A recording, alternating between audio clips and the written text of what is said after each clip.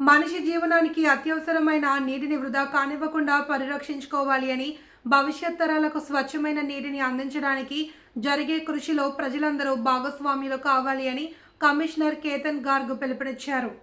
కేంద్ర జలవనరుల శాఖ జలశక్తి విభాగం నదీ జలాల పరిరక్షణ సంస్థ సూచనల మేరకు నగరపాలక సంస్థ ఆధ్వర్యంలో పుష్కరఘాట్ వేదికగా వివిధ కార్యక్రమాలు చేపట్టారు. పుష్కరఘాట్లో ఏర్పాటు చేసిన బోట్ రేస్ను జెండా ఊపి ప్రారంభించారు. నగరంలో మత్స్యకార సంఘాల సభ్యులు పాల్గొన్నారు.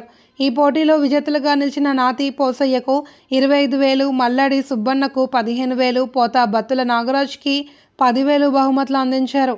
ఉదయం 8 గంటల నుండి 10 గంటల వరకు కాస్మోపాలిటన్ క్లబ్పై మ్యూరల్ పెయింట్ వేయడం జరిగింది.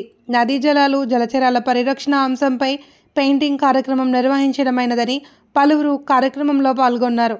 అదనపు commissioner PV Ramalingeshwar, deputy commissioner S Venkataramana, MHO doctor A Vinuthna, EE Madarsha Ali, manager MD Abdul Malik Afzar, command control room head Raviteja తదితరులు పాల్గొన్నారు.